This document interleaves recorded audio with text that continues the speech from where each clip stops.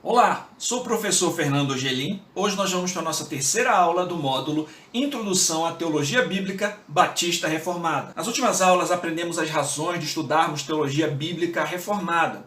Notamos que as confissões de fé reformadas seguem o modelo pactual e destacamos algumas características dessa vertente. Além disso, estudamos um pouco da história dos batistas e o seu surgimento na Reforma, especialmente nos separatistas ingleses. E também conhecemos alguns batistas pactuais notáveis. Posteriormente, fizemos um sobrevoo nas Escrituras, destacando alguns pontos centrais mencionados na Confissão de Fé Batista de 1689 sobre esse grande enredo. E citamos as alianças notadas ao longo da história bíblica, com Adão, Noé, Abraão, Moisés, Davi e Cristo. Na aula de hoje, irei explicar o significado de alguns termos importantes, focalizar alguns detalhes sobre as alianças mencionadas e começaremos a conhecer melhor a teologia bíblica batista pactual em seus termos teológicos e confessionais, começando pelo pacto de obras. Antes de avançarmos, vamos para a definição de alguns termos. Existem alguns termos teológicos importantes que precisamos conhecer para obtermos uma melhor compreensão da teologia bíblica. É importante destacarmos que os termos utilizados servirão para exprimir realidades bíblicas, e alguns deles não estão expressos literalmente nas Escrituras, mas expõem conceitos extraídos delas. Por exemplo, o termo trindade não é encontrado literalmente nas Escrituras, mas expressa algo que é claramente encontrado na Bíblia. Ou seja, o Deus que é único e ao mesmo tempo tripessoal, Pai, Filho e Espírito Santo. John Owen defende a utilização de tais termos ao afirmar: deverá ser feito uso de algumas palavras e expressões que talvez não estejam literal e formalmente contidas na Escritura.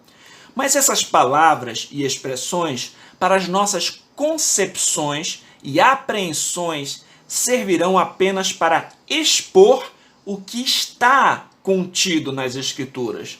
E negar a liberdade para isso, e até mesmo a necessidade disso, é negar toda a interpretação da Escritura. Todos os esforços para expressar o sentido das palavras para o entendimento uns dos outros, o que é, em uma palavra, tornar a própria Escritura completamente inútil. Pois se for ilegítimo falar ou escrever o que eu concebo ser o sentido das palavras da Escritura e a natureza do que é significado expressado por elas, também é ilegítimo para mim pensar ou conceber em minha mente o sentido das palavras ou da natureza das coisas. E isso implica em nos embrutecermos a nós mesmos, em frustrar todo o desígnio de Deus ao nos dar o grande privilégio de sua palavra. Portanto, é importante definirmos alguns termos antes de avançarmos para evitarmos equívocos. Primeiro, pacto ou aliança. O príncipe dos puritanos, John Owen, define aliança como um pacto ou acordo em certos termos mutuamente estipulados por duas ou mais partes. Entretanto, faz uma ressalva a respeito da nova aliança como uma aliança incondicional, por não haver menção de qualquer condição da parte do homem, consistindo apenas na gratuidade da promessa divina, como podemos ver. Uma aliança propriamente dita é um pacto ou um acordo em certos termos, mutuamente estipulados por duas ou mais partes. Como as promessas são o fundamento e a origem desta, como é entre Deus e o homem, assim compreende também preceitos ou leis de obediência, as quais são prescritas ao homem para que as observe. Mas na descrição da aliança aqui mencionada, a nova aliança, não há menção de qualquer condição da parte do homem, de nenhum termo de obediência prescrito, mas o todo consiste na livre e gratuita promessa, como se verá em sua explicação. Uma outra definição de pacto seria de Meredith Kline, um compromisso com sanções divinas entre um senhor e um servo. O próximo termo, promessa. É importante fazermos a distinção entre promessa e aliança. John Spilsbury ressalta a diferença entre promessa e aliança, mostrando que uma promessa sem resposta não é uma aliança. Esse entendimento nos será útil para evitarmos certos equívocos no desenrolar do estudo. Segue a definição de Spilsbury sobre o que queremos dizer com promessa. Sabemos que toda promessa não é uma aliança. Há uma grande diferença entre uma promessa e uma aliança. Que seja bem considerado o que aqui se quer dizer por promessa, que é o Messias enviado por Deus, ou a descendência em quem as nações devem ser abençoadas. E, portanto, a promessa consiste no envio de um Salvador, ou Redentor, para Israel. Próximo termo, cabeça federal. A palavra federal vem da palavra latina foedos, que significa pacto ou aliança. Por exemplo, a República Federativa do Brasil significa uma república de estados confederados, ou seja, que tem uma aliança entre si, estão aliançados. Samuel Hanihan define cabeça federal como um indivíduo que representa um grupo. Confira.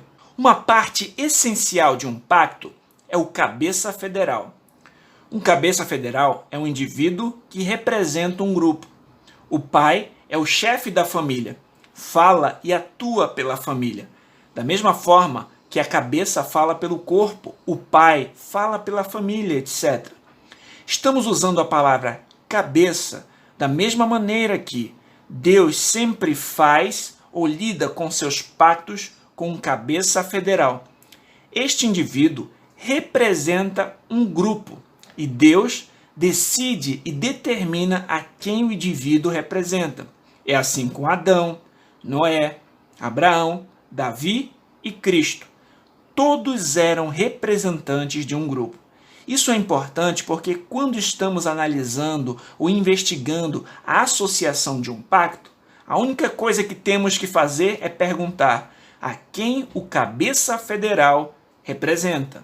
Ou, de outra perspectiva, quem são os que pertencem ao cabeça federal? A adesão de um pacto depende do cabeça federal. Os próximos termos são tipo e antítipo. Richard Barcelos define um tipo como uma pessoa, instituição, lugar ou evento histórico que foi designado por Deus para apontar para uma pessoa, lugar, instituição ou evento histórico futuro. E exemplifica. Um exemplo disso seria o sistema sacrificial revelado a nós no Antigo Testamento. Essa instituição foi designada por Deus para apontar para o sacrifício definitivo de Cristo. Segundo, aquilo para o que os tipos apontam são sempre maiores do que os tipos em si. Por exemplo, o sangue de touros e bodes poderiam apontar para Cristo, mas não poderiam e nem fizeram o que o sacrifício de Cristo fez, tirar os pecados. Terceiro, tipos são ao mesmo tempo semelhantes e diferentes de seus antítipos. O sangue de animais foi derramado, o sangue de Cristo foi derramado. O sangue de animais não tirava o pecado, o sangue de Cristo tira o pecado. Quarto, os antítipos nos dizem mais acerca de como seus tipos antecedentes funcionavam como tipos. O sangue de Cristo tira o pecado, o sangue de animais apontava para isso. O antítipo seria a substância daquilo que foi prefigurado pelo tipo. Seria a realidade a qual o tipo apontava. Como vimos o exemplo, o sangue e o sacrifício de animais no Antigo Testamento era o tipo que apontava para o antítipo, o sacrifício de Cristo. Podemos avançar agora para o nosso segundo ponto, a teologia pactual na Confissão de Fé Batista de Londres de 1689. Agora que já sabemos a definição de alguns termos, vamos avançar nos nossos estudos sobre a teologia pactual encontrada na Segunda Confissão de Fé de Londres de 1689. Jeffrey Johnson resume o ensino do federalismo batista na confissão. Historicamente, os batistas reformados são pactuais.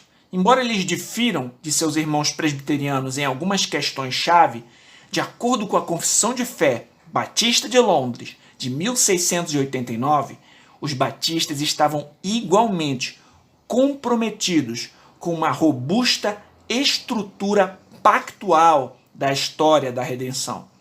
De fato, cada capítulo da confissão é construído sobre uma matriz pactual. Embora o capítulo 7 seja inteiramente dedicado às alianças, os capítulos sobre criação, providência, queda do homem, Cristo, justificação, arrependimento, evangelho, boas obras e perseverança são explicados a partir de uma perspectiva pactual. Para os nossos antepassados batistas, uma alteração da doutrina dos pactos é uma alteração do Evangelho de Jesus Cristo. O Evangelho, em seu contexto mais amplo, inclui o cumprimento do pacto de obras pelo segundo Adão, Jesus, o Cristo, que foi quebrado pelo primeiro Adão. O segundo Adão suportou as maldições e assegurou suas bênçãos para todos aqueles que são escolhidos por Deus para serem representados pelo segundo Adão no pacto da graça. Com isso em mente, o capítulo 7 da Confissão enfatiza 3 verdades essenciais relacionadas ao seu arcabouço pactual. O parágrafo 1 confessa um pacto de obras pré-lapsariano. O parágrafo 2 confessa um pacto de graça pós-lapsariano. O parágrafo 3 confessa o pacto eterno de redenção. Observamos então que ao estudarmos a teologia da Aliança Batista, notamos a existência de 3 grandes pactos: pacto de obras, pacto da graça e pacto da redenção. Na aula de hoje, iremos começar pelo pacto de obras. O pacto de obras diz respeito à aliança feita por Deus com Adão no Éden antes da queda. Embora o termo pacto ou aliança não esteja literalmente expresso, um compromisso com sanções divinas entre um senhor e um servo é claramente notado. A Confissão de Londres relata: Deus deu a Adão uma lei de obediência universal escrita em seu coração e um particular preceito de não comer do fruto da árvore do conhecimento do bem e do mal, a qual ele obrigou e a toda a sua posteridade para pessoal, inteira, exata e perpétua obediência. Prometeu vida sobre o cumprimento e ameaçou com a morte a violação da mesma, e o dotou com poder e a capacidade para guardá-la.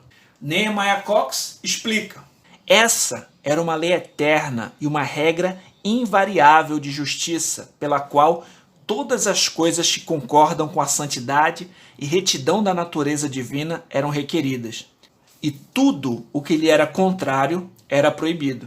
Essa lei era interna e subjetiva a Adão, sendo comunicada a ele pela sua natureza racional, escrita em seu coração, de maneira que ele não precisasse de nenhuma revelação externa para aperfeiçoar seu conhecimento dela.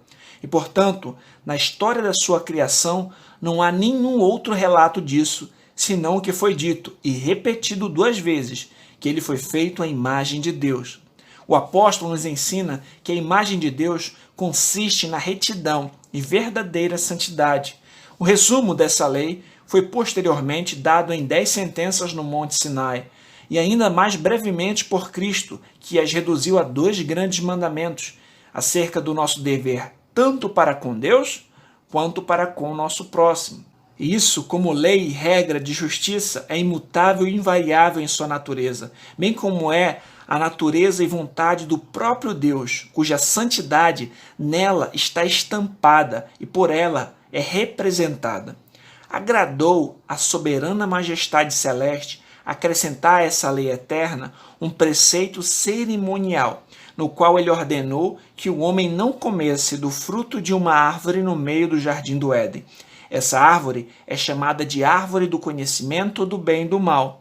O comer desse fruto não era algo mal em si mesmo, mas assim se fez pela proibição divina. Então era necessário que a vontade de Deus, no que diz respeito a isso, fosse revelada e declarada explicitamente ao homem. Os puritanos consideraram que a presença de uma promessa e uma ameaça coexistindo com o mandamento de Gênesis 2, 16 e 17 era uma indicação de que esse mandamento não era uma simples lei, mas um pacto. O pacto com Adão exigia que ele não comesse da árvore do conhecimento do bem e do mal. Se desobedecesse, morreria.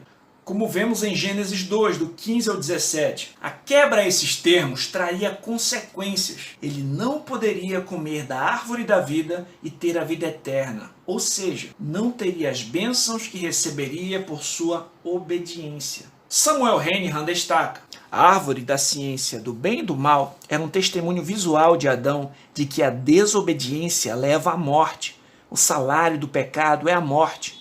É por isso que entendemos que o oposto é visto na outra árvore que leva o nome a árvore da vida. A árvore da vida era um testemunho visual de Adão de que, se ele obedecesse, receberia a vida eterna.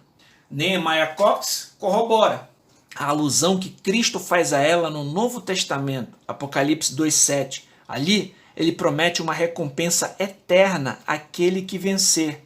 Dar-lhe-ei a comer da árvore da vida, que está no meio do paraíso de Deus. Isso se conclui pelo fato de que Deus designou essa árvore para ser uma garantia da vida eterna para Adão nos termos e condições de um pacto de obras, e pela analogia da recompensa que Cristo dá a seus fiéis em termos de outra aliança. Notamos esse ponto em Gênesis 3:22. Então disse o Senhor Deus: eis que o homem é como um de nós, sabendo o bem e o mal. Ora, para que não estenda a sua mão e tome também da árvore da vida e coma e viva eternamente. Além disso, textos em livros posteriores das Escrituras parecem tratar desses acontecimentos como uma quebra de aliança, como é possível notarmos em Isaías 24 e Oséias 6. Klein explica: de fato, é possível que a própria Bíblia, em referências posteriores a Gênesis de 1 ao 3, aplique o termo berit, aliança, a essa situação. Assim como 2 Samuel 23:5 e Salmos 89:3 se referem à revelação pactual de Deus a Davi como uma berit, mesmo o termo não tendo sido empregado no relato de 2 Samuel 7, Isaías 24:5 e Oséias 6:7 têm sido sugeridos como exemplos desse fato. Apesar de o significado de ambas as passagens ser contestado, a aliança eterna de Isaías 24:5 definitivamente parece referir-se aos acontecimentos da criação, e Oséias 6:7 provavelmente se refere a Adão como quebrador da aliança. Portanto, notemos o texto de Isaías 24, do 5 ao 6, explica que a maldição que se estendia por toda a terra surgiu devido à transgressão das leis, violação dos estatutos e quebra de aliança. Na verdade, a terra está contaminada por causa dos seus moradores, porquanto transgridem as leis, violam os estatutos e quebram a aliança eterna. Por isso, a maldição consome a terra, e os que habitam nela se tornam culpados. Por isso, serão queimados os moradores da terra, e poucos homens restarão. John Oswald explica sobre esse texto que sua referência mais ampla é a aliança implícita entre Criador e criatura, na qual o Criador promete vida abundante em troca de a criatura viver em consonância com as normas estabelecidas na criação. Já o texto de Oséias compara a quebra de aliança do povo com a transgressão de Adão. Alguns intérpretes disputam o significado dessa passagem. Entretanto, a tradução como Adão tem vasto histórico datando de pelo menos Jerônimo. Benjamin Warfield comenta: nenhuma objeção exegética como tal, previamente discutida por Warfield, se sustenta contra como Adão. Quaisquer dificuldades que possam aparecer contra essa tradução, de fato, são trazidas de fora da própria frase. A tradução é completamente natural. A transgressão de Adão, como grande ato normativo da quebra do pacto, tornou-se naturalmente o padrão contra o qual o atrevimento de Israel ao violar a aliança pudesse ser comparado. E Oséias, que particularmente ama alusões à história antiga de Israel, foi o profeta a considerar aqui o pacto de nosso primeiro pai. O texto de Oséias 6,7 afirma: mas eles transgrediram a aliança como Adão, se portaram aleivosamente contra mim. Richard Barcelos afirma que isso prova que os teólogos pactuais do século XVII não inventaram o termo de um pacto com Adão, e que o uso de Oséias 6,7 como fundamento bíblico para esse conceito não era algo novo. Dessa maneira, os teólogos reformados entenderam o pacto de obras feito com Adão no Éden, como Pascal Denot afirma. Para compreender bem a queda do homem, é necessário explicar o quadro teológico no qual ela aconteceu, ou seja, o pacto de obras. Essa aliança, mesmo não sendo denominada, é claramente subentendida no primeiro parágrafo do capítulo 6 e em vários outros lugares da Confissão de Fé de 1689. Parágrafo 1. Deus criou o homem justo e perfeito e lhe deu uma lei justa, que seria para a vida se ele a tivesse guardado, ou para a morte se a desobedecesse. Porém, o homem não manteve por muito tempo a sua honra. Portanto, notamos que Deus estabeleceu um pacto, um compromisso com sanções com o ser humano. E esse era um pacto de obras. Dependia da perfeita obediência de Adão. A vida eterna seria dada a Adão e nele a sua posteridade, sob a condição de uma perfeita obediência pessoal. Logo, se ele obedecesse aos termos dessa aliança, viveria eternamente, comeria da árvore da vida e estaria perpetuamente em um estado de bênção e glória com Deus. Entretanto, se desobedecesse comendo da árvore do conhecimento do bem e do mal, seria amaldiçoado, morreria e sofreria todas as implicações dessa morte, pois o salário do pecado é a morte. Barcelos define o pacto de obras como o comprometimento divinamente sancionado ou relacionamento imposto por Deus a Adão, que era um representante sem pecado da raça humana, ou pessoa pública. Um filho de Deus, feito à sua imagem e semelhança, condicionado à obediência sob pena pela desobediência. Tudo isso para o aperfeiçoamento do estado do homem. Outro fator importante é que uma parte essencial de um pacto é a cabeça federal, o indivíduo que representa um grupo. Nesse caso, Adão representava toda a humanidade. Sabemos através das Escrituras que Adão quebrou a aliança com Deus ao comer da árvore do conhecimento do bem e do mal. E por ser o representante pactual da humanidade, toda a sua descendência foi afetada por seu pecado. John Owen resumiu o conceito puritano do pacto de obras após a queda da seguinte maneira: o homem continuou sob obrigação de dependência de Deus e sujeição de sua vontade em todas as coisas, mas o relacionamento especial de mútuo interesse em virtude do primeiro pacto cessou entre eles. A Confissão Londrina explica: sendo eles os ancestrais e pelo desígnio de Deus os representantes de toda a humanidade, a culpa do pecado foi imputada a toda a sua posteridade, e a corrupção natural passou a todos os seus descendentes, que deles procedem por geração ordinária, sendo estes agora concebidos em pecado e por natureza filhos da ira, escravos do pecado, sujeitos à morte e a todas as outras misérias espirituais, temporais e eternas, a menos que o Senhor Jesus os liberte. Sendo assim, o pecado de Adão afetou a todos os seres humanos, pois esse era o cabeça federal da raça. Vamos para o próximo ponto, o pacto de obras e o evangelho. Como já vimos, após a queda, o pecado original afetou a todos os homens, pois esses têm como Adão seu representante. Toda a humanidade foi maculada por seu pecado. O texto de Romanos 5,12 destaca: como por um só homem entrou o pecado no mundo, e pelo pecado a morte, assim também a morte passou a todos os homens, por isso que todos pecaram.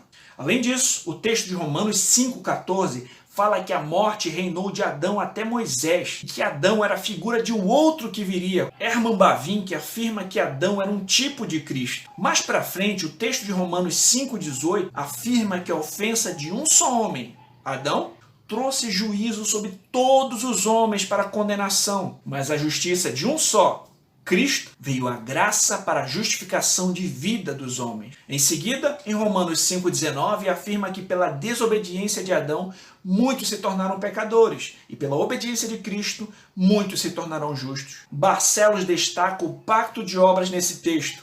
É chamado pacto de obras devido ao fato de que era condicionado à obediência de Adão ou suas obras. O termo obras, na expressão pacto de obras, é um sinônimo de obediência. É um termo que reflete uma interpretação subsequente bíblica e, portanto, infalível da vocação edênica de Adão. Veja Romanos 5, do 12 ao 21. Romanos 5,19 justifica o termo quando diz: logo, assim como por meio da desobediência de um só homem muitos foram feitos pecadores, assim também, por meio da obediência de um único homem, muitos serão feitos justos. ênfase adicionada. Nehemiah Cox explica: a aliança de Deus com Adão não deve ser considerada como se dissesse respeito somente a esse indivíduo. Pelo contrário, Deus o tratou como raiz e representante de toda a humanidade, que nasceria dele de acordo com o curso ordinário da natureza, e seria contada como se estando nele, sua raiz natural e federal. Desse modo, se Adão permanecesse na aliança, toda a humanidade permaneceria, mas em sua queda, todos pecaram e caíram nele. Porque, como pela desobediência de um só homem, muitos foram feitos pecadores. E quanto a isso, disse que ele é o tipo e Cristo é o antítipo, ou figura daquele que estava por vir. Pois, com o pecado de Adão foi imputado a todos quantos estavam em Adão, assim também a obediência de Cristo é imputada a todos que estão em Cristo. Portanto, compreendermos corretamente o pacto de obras nos traz uma compreensão bíblica da queda e seus efeitos para a humanidade. Nos apresenta o quadro legal sobre o qual compreendemos o que é pecado e suas implicações sobre toda a criação. Esse entendimento será essencial para a nossa compreensão do Evangelho. Jeffrey Johnson complementa: a teologia da Aliança Batista, por outro lado, entende que a salvação e a justificação sempre pertenceram à aliança da graça. No entanto, também entende que o julgamento e a condenação sempre vieram como resultado da aliança das obras. A aliança de obras não cessou depois que foi quebrada pela queda de Adão. Ao contrário, ela permaneceu em operação e continua mantendo o homem caído em cativeiro, até que ele esteja espiritualmente transferido somente pela fé para os membros da aliança de graça. A lei de Deus deve prevalecer sobre o homem até que ele seja satisfeito, tanto em suas penalidades quanto em suas exigências. Sendo assim, notamos a necessidade de obediência perfeita, sem nenhuma transgressão à lei de Deus, a qual nenhum de nós, da caída posteridade de Adão, conseguiria cumprir. Eis o grande dilema. Como Deus Todo-Poderoso, Soberano e Justo poderia salvar pecadores como nós sem deixar de ser um justo juiz? Um preço precisava ser pago em nosso lugar e suas exigências atendidas. Esse é o motivo pelo qual o segundo Adão se tornou obediente até a morte e morte de cruz. Cristo Jesus, o Filho de Deus, obedece a todas as exigências divinas no lugar do seu povo. É explícito, então, o contraste claro entre a desobediência de Adão e a obediência de Cristo. A obediência de Adão foi provada em seu encontro com a serpente, o diabo, no jardim. E por seu ato de desobediência, a condenação veio sobre todos os homens. A maldição veio sobre todos e afetou todo o seu ser. Ao passo que agora, os seres humanos caídos encontram-se mortos em seus delitos e pecados, sem condição alguma de justificarem-se, embora as exigências de obediência perfeita continuem em vigor. Portanto, todos necessitam escapar da ira vindoura e da condenação que os espera.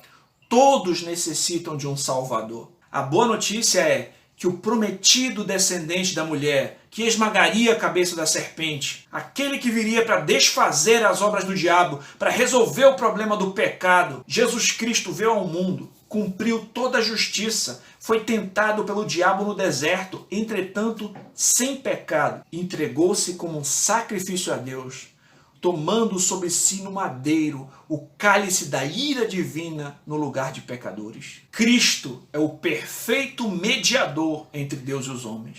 Sendo Deus homem, foi capaz de aplacar a ira divina e salvar uma grande quantidade de pessoas. Colocar-se como um perfeito mediador entre Deus e os homens. Por meio do sacrifício de Cristo, a reconciliação entre Deus e todos aqueles que são conduzidos ao arrependimento e à fé para a salvação. Jesus Cristo foi morto, sepultado e ao terceiro dia ressuscitou para a justificação dos crentes. Cristo é o segundo Adão que representa e resgata o seu povo. Jesus Cristo é o cabeça federal da igreja. Barcelos explica que a vida eterna foi obtida por Cristo, o antítipo de Adão, por nós, e nos é dada pelo próprio Cristo. A qualidade de vida que é obtida por Cristo para nós e que nos é dada, não é aquela que Adão teve e perdeu, mas aquela que Adão falhou em obter. O texto de Romanos 6,11 afirma: porque Cristo, quando nós ainda éramos fracos, morreu a seu tempo pelos ímpios. Dificilmente alguém morreria por um justo, pois poderá ser que pelo bom alguém se anime a morrer, mas Deus prova o seu próprio amor para conosco pelo fato de ter Cristo morrido por nós, sendo nós ainda pecadores. Logo, muito mais agora, sendo justificados pelo seu sangue, seremos por ele salvos da ira. Porque, se nós, quando inimigos, fomos reconciliados com Deus mediante a morte do seu Filho, muito mais, estando já reconciliados, seremos salvos pela sua vida. E não apenas isso, mas também nos gloriamos em Deus por nosso Senhor Jesus Cristo, por intermédio de quem recebemos agora a reconciliação. Logo, existem somente duas possibilidades para os seres humanos. Ou você encontra-se em Adão, tentando inutilmente salvar-se por suas próprias obras, ou em Cristo, em um pacto de graça, salvo por sua obra redentora. Charles Spurgeon afirma que Jesus é o cabeça de seus eleitos. Em Adão, cada herdeiro de carne e sangue tem um interesse pessoal, porque ele é o cabeça da aliança e o representante da raça considerada sob a lei das obras. Sob a lei da graça, toda alma redimida está em união com o Senhor, visto que ele é o segundo Adão, o fiador e substituto de todos os eleitos na nova aliança de amor. Concordo com a conclusão de Richard Barcelos. Um pacto foi imposto a Adão no jardim, e assim o foi para o seu bem, objetivando o melhor estado de existência para o próprio Adão e para todos aqueles a quem ele representava. Adão foi criado moralmente justo, mas mutável. Ele não foi criado em um estado que pudesse ser chamado de glória, como indicado acima. Porque Adão pecou, não entrou em glória, mas há esperança. Nosso Senhor é o último Adão, que sofreu e entrou na glória por nós e para nossa salvação. Entender o pacto de obras nos ajuda a entender melhor a vocação de nosso Senhor e o Evangelho com mais claridade e profundidade teológica. Vamos destacar alguns pontos importantes. Primeiro, o pacto de obras diz respeito à aliança feita por Deus com Adão no Éden antes da queda. Adão foi criado moralmente justo, mas com a possibilidade de pecar. Adão deveria obedecer perfeitamente à lei de Deus e não comer da árvore do conhecimento do bem e do mal. Se obedecesse, viveria e poderia comer da árvore da vida. E se desobedecesse, morreria com todas as implicações dessa morte. Adão era o representante de toda a humanidade, portanto a queda de Adão afetou toda a sua descendência. Os descendentes de Adão continuam obrigados a obedecer perfeitamente à lei de Deus, mesmo que agora estejam incapacitados para tanto. Cristo é o segundo Adão que cumpre perfeitamente as exigências divinas no lugar do seu povo. O pecado de Adão foi imputado a todos quantos estavam em Adão. Assim também, a obediência de Cristo é imputada a todos quantos estão em Cristo. Os seres humanos só podem ser salvos pela graça mediante a fé em Cristo. Por fim, entender o pacto de obras nos ajuda a compreender melhor a vocação do nosso Senhor e o Evangelho, com mais claridade e profundidade teológica. A aula de hoje fica por aqui. Eu espero você na próxima aula, na qual vamos trabalhar o tema O Pacto da Graça. Deus abençoe você e até lá!